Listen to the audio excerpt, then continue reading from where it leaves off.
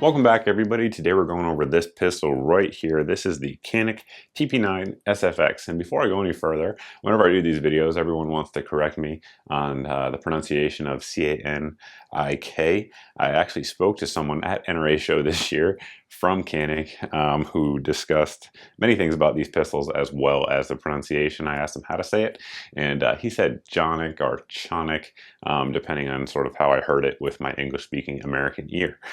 So apparently that is the correct pronunciation. However, I'm going to call it Canik because America. So anyway, moving forward, this pistol right here is, I guess, designed for the competition shooter. However, I think it can be used for any number of things, including fun at the range, including defensive use, and, you know, really anything else you could use a pistol for, I suppose. So what we're going to do first is let the dogs take a look at it, make sure it gets their seal of approval, then step outside of the range, see what kind of groups we can get with this pistol with a few different loads. After that, we'll come back in, discuss all the different features of the pistol, what comes with it, stuff like that. And at the end, we'll let you know what we think of it overall.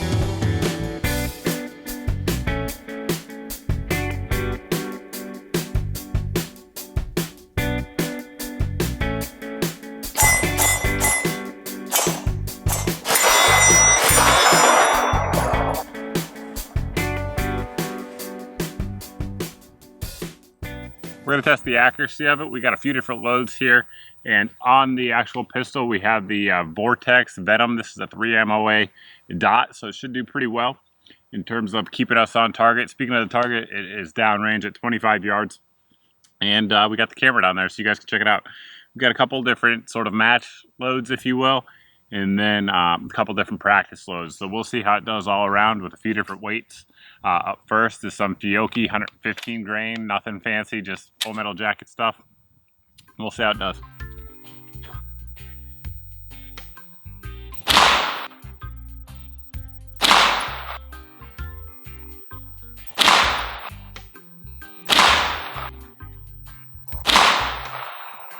All right, not too bad, at least doesn't look so from here. Next up, we'll go with a heavier load. This is the 150, so 150 Federal HST load, hollow point bullet, of course, and should be pretty accurate, at least you would think so, but you never know, especially changing bullet weights like this. Heavy for caliber for sure. A few things to talk about here is the trigger on the Canik is awesome. They always have been, all the different models, and this one's no exception. Very, very clean break, and really can't blame too much on that. So we'll see how this HST does.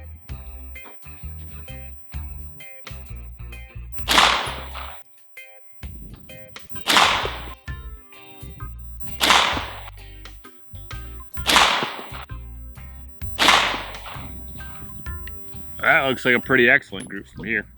Talk about ejection patterns here real quick. I've talked about it before in different videos, but I know with the Canik, people are definitely going to bring it up. When you guys are watching the ejection, especially during this portion of the video, I would kind of not pay attention to it. I tend to and try to grip the pistol relatively loosely to have the only input I'm putting on the gun be my trigger finger. So if you're going to check out the ejection pattern, check out the rest of the video when I'm shooting. So that's a much better gauge. All right, back to some practice stuff. This is the 115 grain minute ammunition stuff. Where I shoot, you know, 95+% of the ammo we put through guns here on the channel. So we'll see what it'll do. It's a total metal jacket bullet for those that don't know, so not FMJ.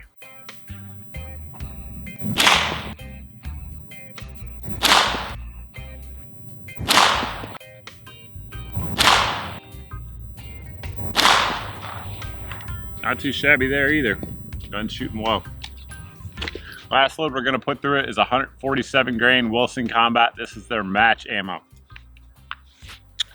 So again, a heavy for caliber load, and this stuff is definitely designed to be accurate.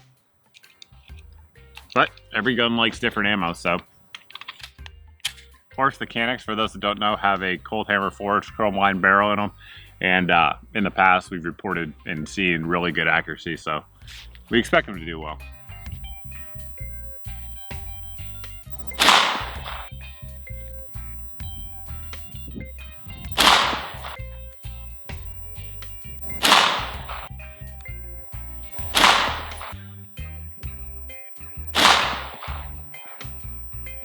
That's a good one. Let's go check them out. We had some pretty good groups all the way around, and just to let you guys know, my point of aim for all of these was the bottom left portion of the square, so that we could see some rounds did move in terms of point of impact. So first up was the Fiocchi load, and with that, we're right at 1 3/4 inches, so good group for sure. Then we went to, I believe, the HST.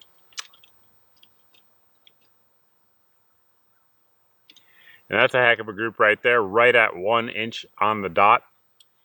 Moved over here to the Minuteman stuff.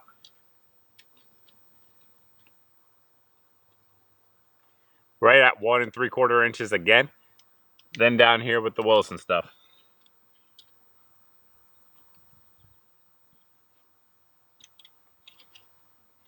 That's actually a little bit bigger than the HST. I thought it looked better at first, but it's 1 1/4 inches. But either way, with a pistol, 25 yards. I mean, you can't do much better than that. I mean, a lot of, real nice 1911s are going to shoot like that. So to get that out of a gun that is a striker fired polymer gun, yeah, we'll take it. Before we get into all the details, I kind of want to go over everything the pistol comes with, because that'll give us a baseline for some of the other details that we're going to get into during this video here. So up front here, we'll start on the right side. This is our cleaning brush, and then we have a cleaning rod underneath there, so you get both of those for cleaning your pistol. Of course, you get the pistol itself. It comes with 2 20-round Mekgar magazines. So these are the same 18-round mags that come with the other TP9, at least the full-size ones, made by Mekgar, marked Mekgar, as you guys can see. And then they have the factory Mekgar +2 base plates on there. So you get 2 of them. And of course, the other, if you have like a TP9 SA or SF, the magazines, the 18-rounders from there will work in this pistol without issues. So you get 2 of those. People who watch the channel know I'm a huge Mekgar fan. Absolutely, they make the best metal mags, at least I know of, out there on the planet. So there is that. You get this piece here, which is for your holster. Now the holster is going to be a big criticism you're about to hear from me on this gun. It's just simply, it's poorly designed in my opinion. Now that's not a huge deal for reasons we'll show you here in just a second, but this is the paddle, so it can either be used as a traditional paddle holster. You can adjust the cant of it here just by tightening this screw in there, and you can also use the belt loops if you want to.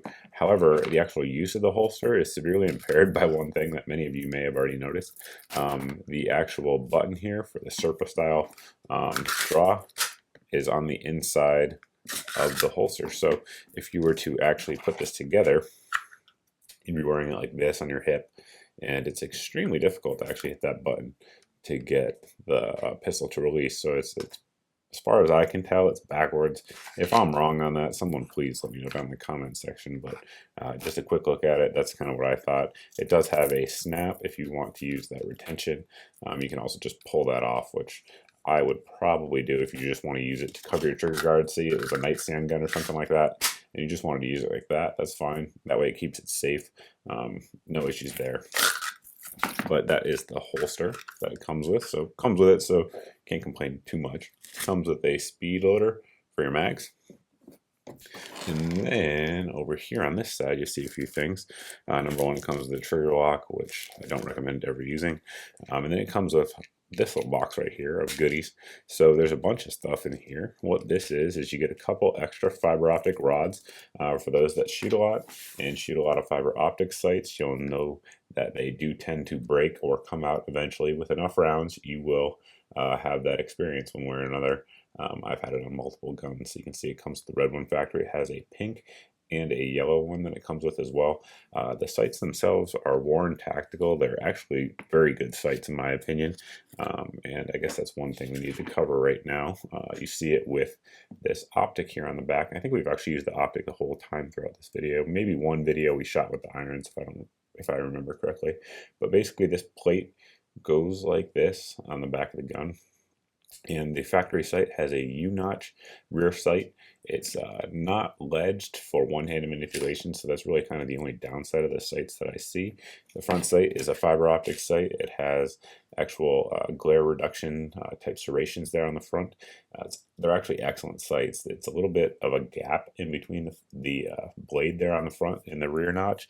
I've heard some people say they don't like that. I guess that's a personal preference thing. I actually really like it. It helps with accuracy, and for a gun that's sort of oriented towards the competition type market like this one is, I think that's great. So factory sights are very good if you just want to do that and not run an optic. However, if you run an optic, you do have to remove this entire plate, and you lose the ability to use your rear sight. So if Canik ever comes out with a Gen 2 of this, by all means, I would recommend sort of moving this plate a little bit forward and or putting a rear sight right here. Actually, I personally prefer the rear sight to be in front of the optic. So if you put a rear sight here and then the actual fiber optic up front, that would be ideal in my opinion. But I know most traditionalists sort of push the optic forward, and that way they have their rear sight here in the rear. Either way would be good for me. As it is, I don't see it as a huge issue. I would prefer it to be the other way, but I do like the idea of having irons, particularly for running optics on pistols. I mean, just some of the optics out there are getting very, very good and very durable, but for me, it just makes me feel better having the backup iron sights just in case. So there's that. We do have these little pieces that go on to your magazine release. The magazine release is swappable. It's not ambidextrous, so you can swap it over to the other side though for you lefties out there that want to do that. And this piece here makes it extended. This is the small version of the extension. Then we have the medium and high that both come in the box there. I personally, as soon as this review is over, I will be taking that off because multiple times throughout the shooting of this video, I have accidentally hit it. And I've actually not hit it with my thumb. I've actually hit it when I'm firing pistols out there at the range. Just sort of let me backtrack here. I'm generally firing a bunch of them, and I'll just put them on the ground. I'm not really gentle with them, so sometimes I'll sort of toss them on the ground, and multiple times that has caused the magazine release to disengage, and I haven't noticed it until I start shooting. So for me, it's just sort of a pet peeve. I have no problem with my large hands reaching the magazine release either way, but I think some people will like it. But again, if you don't like it, you can just remove it and you have a completely normal magazine release there. So there's that. Other things in the box, we have our replaceable backstrap here if you want to change it out for a large one. I left the original one in there. I kind of go back and forth between the medium or the large. On that one, I just left the medium to allow for the Talon grip tape that we have on there. Now, on the optics plate front, you guys can see it there with the vortex on there. This, as we mentioned earlier, is a 3 MOA red dot made by Vortex, windage and elevation adjustable, of course. We have our LED brightness adjustment knobs there. It's a good little affordable optic, and we've also used the Trijicon RMR on there throughout the review. So the beauty of this system is that it comes with these 4 plates, and that allows you, as you guys can see, they're actually numbered, and that allows you to run any number of popular optics out there on this pistol. The RMRs, the loopholes, I think the J-point as well, the Vortex. So they can all go on there and just swap the plates out with the optic of your choice. So I do like that modularity. One other thing, I think this should be the last thing I cover, is this little thing right here. At first I didn't know what the heck it was. It's actually a charging handle, and you can screw it in the side of all these different plates. And I suppose if you wanted to, of course you'd want to screw it all the way down. This is just for demonstration purposes. If you wanted to run your slide using that, you could. Me personally, I have no use for that at all, but I'm sure some folks do. And for those of you that do, there it is. Now that we have all that out of the way with what comes in the box, let's talk about the pistol a little bit more. The slide itself has a gray Cerakote finish on there. They call it gunmetal gray. I think it looks really good. It's visually appealing to the eye. We also have the serrations here up front and in the rear. If you guys want to do press checks by grabbing up front, however you do them, you do have that option. The slide here, I've had a lot of people ask if the barrel is ported. It's not. The slide just has these relief cuts to keep the weight about the same as the actual TP9SF and SF slide, so that way it cycles reliably. So it's weight reduction. It's not actually porting in there, so that way you're not going to have any extra blast or anything like that coming up out of the slide. So you can see there it has nice milling all the way around, again, to remove some weight.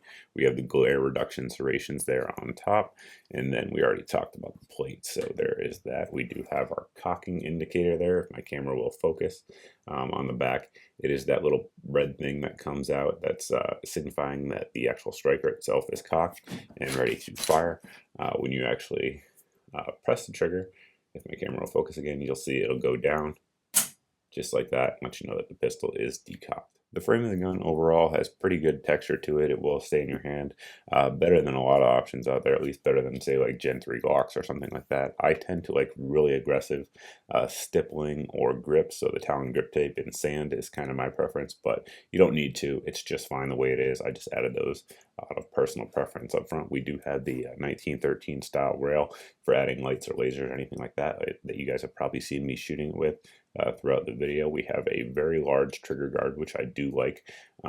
It's opened up, very good for glove shooting or anything like that, for doing sort of tactical drills, if you will, or wintertime shooting. We have the trigger safety there, and then the serrated trigger. So let's talk about the trigger. I kind of mentioned it earlier during the accuracy portion of the review, but it's simply excellent. I know a lot of folks out there will compare this pistol, at least looks wise, to the Walther, and actually a lot of the parts are interchangeable. I've actually heard that Canik makes some parts for Walther, so take that for what it's worth. I'm not 100% sure on that, but I've heard that through reputable sources. So the trigger itself, once you press that safety out of the way, we have a little bit of take up there with almost no pressure. Then we're going to hit a little bit of increase. It's almost like a two-stage trigger, if that makes sense. So from here to here, we have nothing, and then we have a little bit more uptake there.